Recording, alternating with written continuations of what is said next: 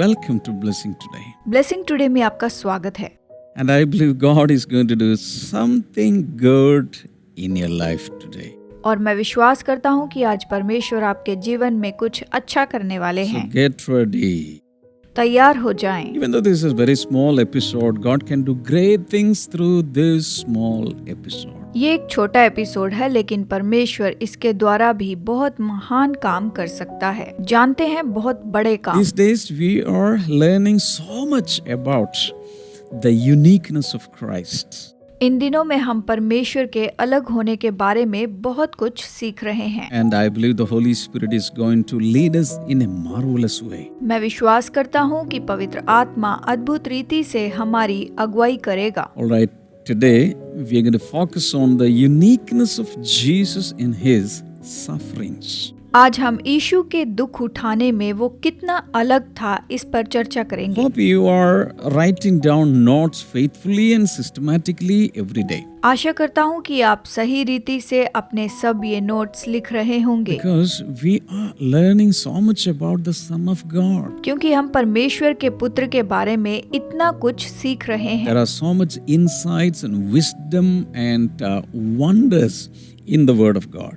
परमेश्वर के वचन में बहुत सा प्रकाशन और बहुत सी अद्भुत बातें हमें बताई गई हैं। So let's go together, but let me request you to share the link of this video with all your friends and all your enemies.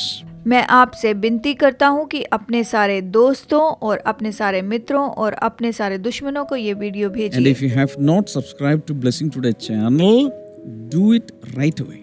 अगर आपने ब्लेसिंग टुडे चैनल सब्सक्राइब नहीं किया है तो अभी कीजिए। All right. Jesus' uniqueness in his sufferings. यीशु के दुख उठाने में उसका अलग होना। When we think about human suffering, जब हम मनुष्य के दुख के बारे में सोचते हैं, all human beings suffer in life some way or other. हर एक मनुष्य अपने जीवन में किसी न किसी तरीके से दुख सहता है। Every one of us. हम में से हर कोई। The gravity, the quantum of suffering may vary, कम या ज्यादा दुख उठाने की बात अलग हो सकती है, but we all suffer. पर हम सब दुख उठाते हैं। People suffer due to sicknesses. लोग बीमार होकर दुख उठाते हैं। A lot of children are suffering because of malnutrition. बहुत से ऐसे बच्चे हैं जो कुपोषण के कारण दुख उठाते हैं, दुख सहते हैं। People in every country suffer because of poverty. हर एक देश में लोग गरीबी के कारण दुख उठाते हैं, जानते हैं। Many people go through joblessness, homelessness. बहुत से ऐसे लोग हैं जो बेरोजगार हैं, बेरोजगारी के कारण दुख उठाते हैं। क्या आप इस बात को The जानते हैं? humanity suffer because of their sinfulness. मनुष्य अपने पापों में होने के कारण दुख उठाता है। Millions suffer because of wickedness, alcoholism, drug abuse, molestation, rape, etc.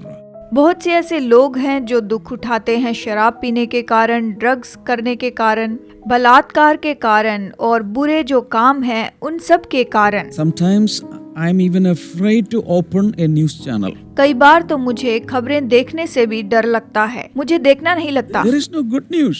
वहाँ कोई अच्छी खबर नहीं होती, Only terrible, horrible news. केवल भयानक डरावनी खबरें होती हैं, डरा देने वाली खबरें हैं। People suffer because of human trafficking. और लोग मानव तस्करी के कारण दुख उठाते हैं, इन सारे बुरे कामों के And कारण। on the other side, looting, killing, stealing. जबकि दूसरी ओर लूटना, हत्या करना, चोरी करना, ये सब काम। People suffer because of battles and wars.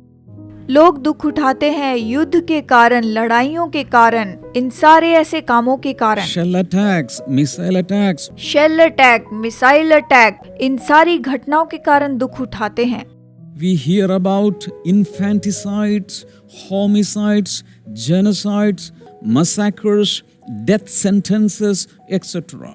और इन दिनों में हम ज्यादा ही सुन रहे हैं होमिसाइड, जेनसाइड, भीड़ एक साथ आकर किसी को कुचल देती है, मृत्यु दंड और ये सारी बातें, ये सब घटनाएं हमारे जीवन में केवल दुखों को ही लेकर आते हैं। We hear about terrible stories of persecution. और हम सताव की भयानक घटनाओं को सुनते हैं जहाँ पर लोगों को सताया गया है। ऐसी घटनाएं, then about abuse, mutilation, amputation, etc.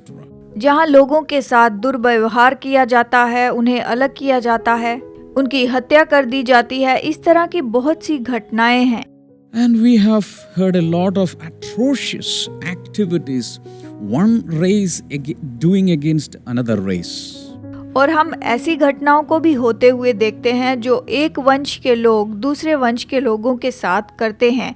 ऐसी कुछ घटनाएं होती हैं। We hear about a lot of anti-Semitism, especially the Holocaust in the times. और ऐसी कुछ घटनाएं किस तरह से बुरी तरह से लोगों को मारा था, ये हम सुनते हैं। 6 million Jews were brutally assassinated in gas chambers and with other methods. 60 lakh यहूदियों को गैस चैम्बर में या फिर दूसरे तरीके से उन्हें लाकर वहां पर मार दिया गया। ऐसी कुछ घटनाएं। And the Son of God came to this suffering world. और ऐसे दुख के संसार में परमेश्वर का पुत्र आया। He also suffered because he was living in this wicked world. उसने भी दुख उठाया क्योंकि वो इस दुष्ट संसार में जीवन जी रहा था। जानते हैं, From Adam onwards, all human beings have suffered to a certain extent. आदम से लेकर हर एक मनुष्य ने कुछ हद तक दुख उठाया है। हर एक मनुष्य ने दुख But the सहा है। suffering of Christ was unique. लेकिन यीशु का दुख उठाना तो सच में अलग था। His suffering, the suffering of Christ from his birth, climaxed to his passion. उसका दुख उठाना, उसने जो जन्म से दुख उठाया, उसकी जिज्ञासा को दिखाता है। उसने जितना भी दुख उठाया वो सारी उस जिज्ञासा को यहाँ पर दिखाता है। Hebrews chapter 5 verse number 8 and 9. इब्रानियों अध्याय 5 वचन 8 और 9 यहाँ पर ये कहता है, Son though he was, he learned obedience from what he suffered, and once made perfect, he became the source of eternal salvation for all who obey him. पुत्र होने पर भी उसने दुख उठा कर आज्ञा माननी सीखी और सिद्ध बनकर अपने सब आज्ञा मानने वालों के लिए सदा काल के उद्धार का कारण हो गया। Now these couple of verses picturize it all. यहाँ पर ये कुछ वचन इस बात को यहाँ पर बताते हैं। It says, son though he was. ये कहता है पुत्र होने पर भी। He was the son of God. वो तो परमेश्वर का पुत्र था, But he had to suffer. लेकिन उसे दुख उठाना पड़ा। We are ordinary human beings, born of human beings. हम तो सामान्य मनुष्य हैं जो मनुष्य से जन्म पाए हुए हैं। See, from the fall of man, suffering entered into this world. देखिए, मनुष्य के पतन के बाद में इस संसार में दुख आ गया था। And the Son of God also came into that suffering world. और परमेश्वर का पुत्र इस दुख उठाने वाले संसार में आया। He was not exempt from sufferings. उसे दुखों से अलग नहीं किया गया, But he had to go through the biggest amount of suffering in this world as an individual. एक मनुष्य होने के रूप में उसे इस संसार के सबसे ज्यादा दुख में से होकर जाना पड़ा। उसने अपने ऊपर इतना सारा दुख सह लिया। All throughout the history, for the last 2000 years, many great painters tried to paint his suffering.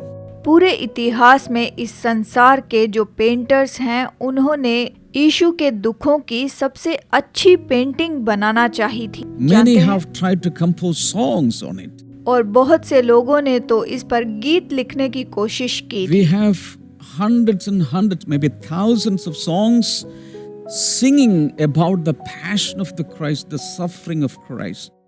और ऐसे हजारों हजार गीत हैं जो यीशु की जिज्ञासा और उसके दुखों के बारे में बताते हैं। कुछ ऐसे गीत In हैं, all languages. ये सभी भाषाओं में हैं। And people have tried to make movies and films about the passion of the Christ.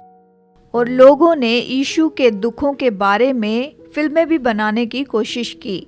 कई लोगों ने यीशु के जीवन के ऊपर में फिल्म बनाने की कोशिश भी की And so many artists, they have staged sight and sound shows all over the world. और बहुत से कलाकारों ने यीशु के जीवन को प्रकट करने के बारे में बहुत से नाटक बताए हैं, But nobody can picturize the real suffering of the Son of Man in its true meaning. लेकिन कोई भी पूरी तरह से सच्चे तरीके से यीशु मसीह के दुख उठाने को प्रकट नहीं कर सका, बिल्कुल भी ऐसा नहीं कर पाए हैं। Because when the suffering of Christ climaxed to the pinnacle, even the nature could not withstand. There were darkness all over. There was earthquake and rocks were split. So many unnatural things happened in the nature. क्योंकि जब यीशु का दुख उठाना ऊंची चोटी पर होता है, क्योंकि इसे तो पृथ्वी भी सह नहीं पाई, हर जगह अंधियारा छा गया, भवंडर आए, भूकंप आए और बड़ी बड़ी चट्टानें फट गई और बहुत सी ऐसी कुदरती बातें हुई, गैर कुदरती बातें हुई। जब यीशु ने दुख उठाया तो सच में बहुत सारी चट्टानें फट गई थी, अंधियारा छा गया था, जगह जगह भूकंप होने लगे थे। And I want to express my apology to you because even this episode, even our describing this to you will not be sufficient to really picturize the passion he went through. यीशु ने जो दुख उठाया है, हम जिन शब्दों में आपको बता रहे हैं, ये शब्द भी उसके लिए काफी नहीं हैं। यीशु ने इतना ज्यादा इस पृथ्वी पर दुख उठाया है। क्या आप इस बात को जानते हैं? Only the Holy Spirit can give us at least a glimpse of his suffering. बस केवल पवित्र आत्मा ही हमें उसके दुखों की एक झलक दिखा सकता है, वही हमें बता In सकता है। suffering in his human life, Jesus becomes unique and matchless. यीशु ने मनुष्य होने के नाते जो दुख उठाया है, उसमें वो पूरी तरह से अलग है और वो अद्भुत है। First of all, the sinless Son of God lived in a sinful world. That itself was a suffering.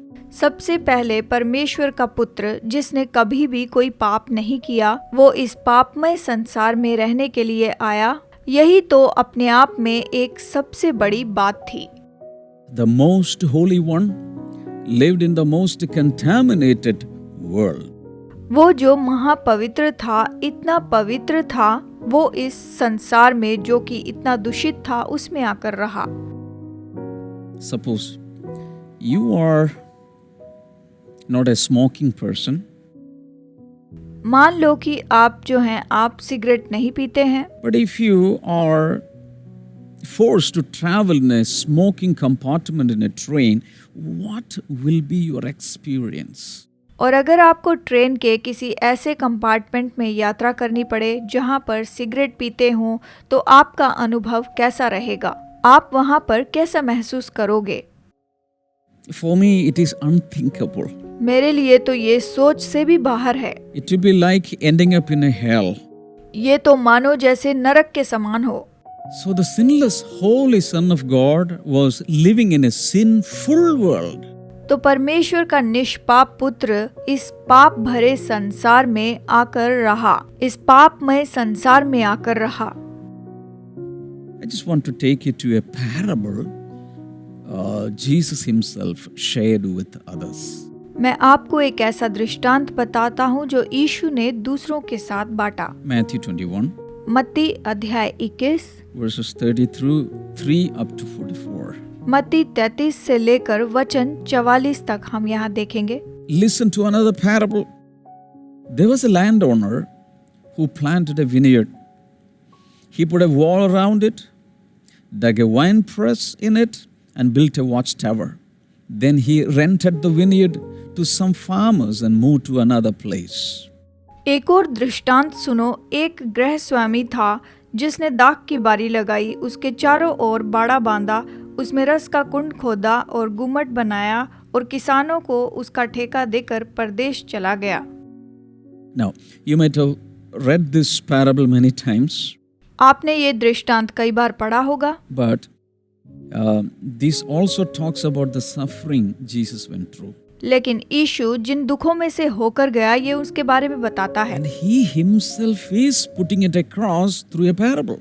और वो खुद इसे एक दृष्टांत के रूप में यहाँ पर बताता है। And many people do not understand this.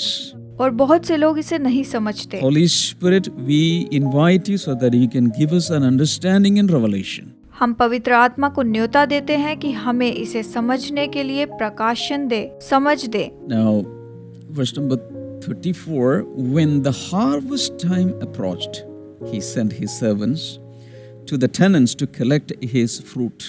जब फल का समय निकट आया तो उसने अपने दासों को उसका फल लेने के लिए किसानों के पास भेजा। Can I ask you, do some of you have some plantation, some estate, some garden, some cultivation, agricultural land or something? मैं आपसे पूछना चाहता हूँ कि क्या आपके पास कोई खेती है या आपका कोई छोटा सा गार्डन या फिर आपने कई तरह के कोई पौधे लगा कर रखे हैं? If you have, put it in the live chat. Let me know if you have 1 acre or 10 cents, small or big. Some of you may have acres or hectares of land. But let me know if you have some plantation like this. अगर आपने ऐसा किया है तो आप मुझे live chat में बता सकते हैं। अगर आपके पास 10 एकड़ या फिर उससे छोटा या फिर बड़ा कुछ है जमीन का टुकड़ा तो आप मुझे बताइए। लाइव चैट में आप मुझे टाइप करके इसके बारे में बता सकते Because you will understand this parable more. क्योंकि आप इस दृष्टांत को बहुत अच्छे से समझ पाएंगे। If you have some tea estate or rubber estate or something, you have a lot of, workers, estate workers in that, and you will understand this. अगर आपके पास चाय के बागान हैं, रबर के बागान हैं और आपके साथ में बहुत सारे वर्कर काम करते हैं तो आप इस बात को बहुत ही अच्छे से समझ पाएंगे और इससे अच्छे से जान पाएंगे। 35. The tenants seized his servants. They beat one, killed another, they stoned a third. पर किसानों ने उसके दासों को पकड़ के किसी को पीटा और किसी को मार डाला और किसी पर पथराव किया। See, the landowner has a land and the plantation is there and he has employed a lot of workers there. He is giving the wages and they are the landowner's dependents. And when the harvest time came, when the servants went there to collect the fruit, they were attacked and they beat one, killed another, stoned a third. देखिए यहाँ पर जमीन का मालिक है और उसके पास जमीन है और उसने वहाँ पर काम करने वालों को रखा हुआ है। वो उन्हें वहाँ पर मजदूरी दे रहा है और जो वो मजदूर हैं वो अपने मालिक पर आधारित हैं। और जब फसल का समय वहाँ पर आता है और जब दास वहाँ पर फल लेने के लिए आते हैं तो ये लोग उन पर हमला करने लगते हैं। किसी को पीटा, किसी को मार डाला और किसी के ऊपर पथराव किया। जानते हैं 36. Then he sent another servant to them, more than the first time, and the tenants treated them the same way. फिर उसने पहलों से अधिक और दासों को भेजा और उन्होंने उनसे वैसा ही किया। Last of all, he sent his son to them. They will respect my son, he said. अंत में उसने अपने पुत्र को उनके पास ये सोचकर भेजा कि वे मेरे पुत्र का आदर करेंगे। But when the tenants saw the son, they said to each other, "This is the heir. Come, let's kill him and take his inheritance." परंतु किसानों ने पुत्र को देखकर आपस में कहा, ये तो वारिस है, आओ इसे मार डालें और इसकी मिरास ले लें। Hey, if you are an estate owner, you are sending servants, all of them were killed, attacked, but finally you are sending your own son. And the workers are saying, he's the heir. Let's kill him and take his inheritance. मानिए कि आप मालिक हैं और आपने अपने दासों को वहां पर भेजा और उन्होंने उन दासों को मार डाला। फिर बेटे को भेजते हैं और वो कहते हैं कि ये तो वारिस है, आओ इसे मार डालें और इसकी विरासत ले लें। 39. So they took him and threw him out of the vineyard and killed him. वचन 39। अतः उन्होंने उसे पकड़ा और दाख की बारी से बाहर निकाल कर मार डाला। See, the son of the landlord is cut off. देखिए जमीन का जो मालिक था उसके बेटे को मार दिया गया, उन्होंने उसे मार डाला। 40. Therefore, when the owner of the vineyard comes, what will he do to these tenants? वचन 40। इसीलिए जब दाख की बारी का स्वामी आएगा तो उन किसानों के साथ क्या करेगा? देखिए, He will bring those wretches to a wretched end. They replied, and he will rents the vineyard to other tenants who will give him his share of the crop at harvest time. उन्होंने उससे कहा, वो उन बुरे लोगों को बुरी रीति से नष्ट करेगा और दाख की बारी का ठेका दूसरे किसानों को देगा जो समय पर उसे फल दिया करेंगे। The hearers are responding to Jesus this way. और जो सुनने वाले थे उन्होंने यीशु को इस प्रकार उत्तर दिया। उन्होंने उससे इस तरह से कहा, Jesus said to them, have you never read in the scriptures, the stone the builders rejected has become the cornerstone? The Lord has done this and it is marvelous in our eyes. यीशु ने उनसे कहा, क्या तुमने कभी पवित्र शास्त्र में ये नहीं पढ़ा, जिस पत्थर को राजमिस्त्रियों ने निकम्मा ठहराया था वही कोने के सिरे का पत्थर हो गया। ये प्रभु की ओर से हुआ और हमारी दृष्टि में अद्भुत है। Therefore I tell you that the kingdom of God will be taken away from you and given to a people who will produce its fruits. इसलिए मैं तुमसे कहता हूँ कि परमेश्वर का राज्य तुमसे ले लिया जाएगा और ऐसी जाति को जो उसका फल लाए दिया जाएगा। Anyone who falls on this stone will be broken to pieces. Anyone on whom it falls will be crushed. जो इस पत्थर पर गिरेगा वो चकनाचूर हो जाएगा और जिस पर वो गिरेगा उसको पीस डालेगा। Okay, now who is the landlord in this parable? तो देखिए, इस दृष्टांत में यीशु जिस मालिक के बारे में बता रहा है वो कौन है? The landowner is God. जिस जमीन के मालिक के बारे में यहाँ पर बताया गया है वो तो परमेश्वर है। Vineyard is the kingdom of God. दाख की बारी जो है वो परमेश्वर का राज्य है। The tenants are the nation of Israel. और जो मजदूर बताए गए हैं वो तो इस्राएल देश है। And when I'm giving the explanation, you can write it down. Landowner, God. Vineyard, kingdom of God. Tenants, Israel. जब मैं ये विवरण बता रहा हूँ तो आप इसे जरूर लिख लीजिए। खेत का मालिक जो है वो परमेश्वर है और जो दाख की बारी है वो परमेश्वर का राज्य है और जो मजदूर हैं वो इस्राएल देश है। जानते हैं? And the servants who were sent in different batches are prophets in the Old Testament. और जिन दासों को अलग अलग समूह में भेजा वो तो पुराने नियम के भविष्य वक्ता हैं। ये ऐसा है। And the Son is the Lord Jesus. और वो जो पुत्र है वो प्रभु यीशु मसीह है, परमेश्वर का पुत्र यीशु मसीह। Are you listening to me? क्या आप मुझे गौर से सुन रहे हैं? So previously the prophets who were sent were stoned, they were attacked, they were killed. तो पहले जो भविष्य वक्ता भेजे गए उन्हें मारा गया, उन्हें पथरवाह किया गया। But what they did to the Son is more grievous. लेकिन देखिए, उन्होंने जो पुत्र के साथ में किया वो तो सच में बहुत ही भयानक था। Because he was not a servant, he is the owner. क्योंकि वो तो कोई दास नहीं था, वो तो मालिक था। But he was killed. उसे मार दिया गया। And the vineyard was given to other tenants. और ये दाख की बारी का ठेका दूसरे किसानों को दे दिया जाएगा। The other tenants are the other nations, the Gentile nations. और ये जो दूसरे किसान हैं वो दूसरे देश हैं, ये अन्य जाति हैं, ये तो अन्य जाति के लोग हैं। जानते हैं? But my point is this, the son was killed by the workers. मैं ये कहना चाहता हूँ कि मजदूरों ने पुत्र की हत्या कर दी। That is horrible. और ये तो बहुत ही भयानक था। Because Jesus is the creator, redeemer and the savior. क्योंकि यीशु ही सृष्टिकर्ता, उद्धारक और छुड़ाने वाला है। वही तो सृष्टिकर्ता है। He was persecuted by the creation. सृष्टि के द्वारा ही तो उसे दुख दिया गया था, उसे सताया गया था। The maker was tormented and killed by those who were made by him.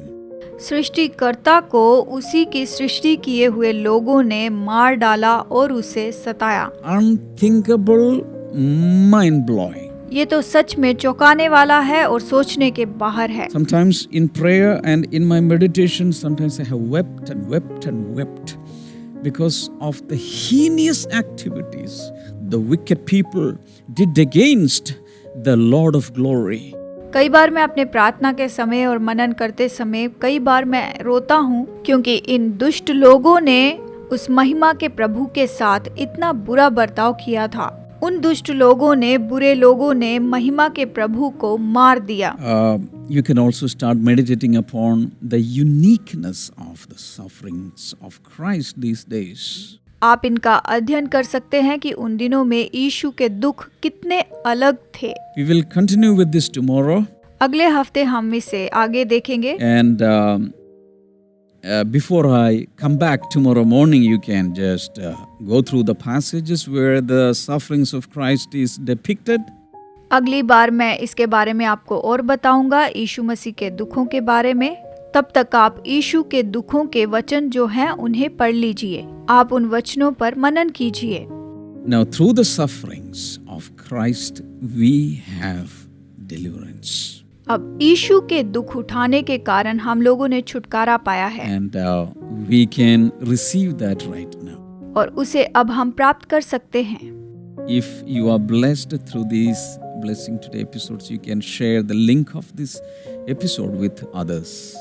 In episodes के द्वारा अगर आपने आशीष पाई है तो इन एपिसोड्स को आप दूसरों के साथ शेयर कीजिए। Also, you can come forward to sponsor some of these episodes so that we can carry this to different nations of the world. और इन एपिसोड्स को स्पॉन्सर कीजिए ताकि हम इन एपिसोड्स को पूरे संसार में फैला सकें। You can see the prayer line number on the screen. आप स्क्रीन पर प्रेयर लाइन नंबर देख सकते हैं। You can call anytime and some prayer ministers will be praying with you. आप हमें फोन कीजिए, प्रार्थना सेवक आपके साथ प्रार्थना करेंगे, आपके लिए प्रार्थना करेंगे। And also you can use Blessing Today WhatsApp number. आप ब्लेसिंग टुडे व्हाट्सएप नंबर भी यूज कर सकते हैं। God bless you. See you tomorrow. प्रभु आप सबको आशीष दे। आपसे फिर मुलाकात होगी। Bye-bye. Bye bye.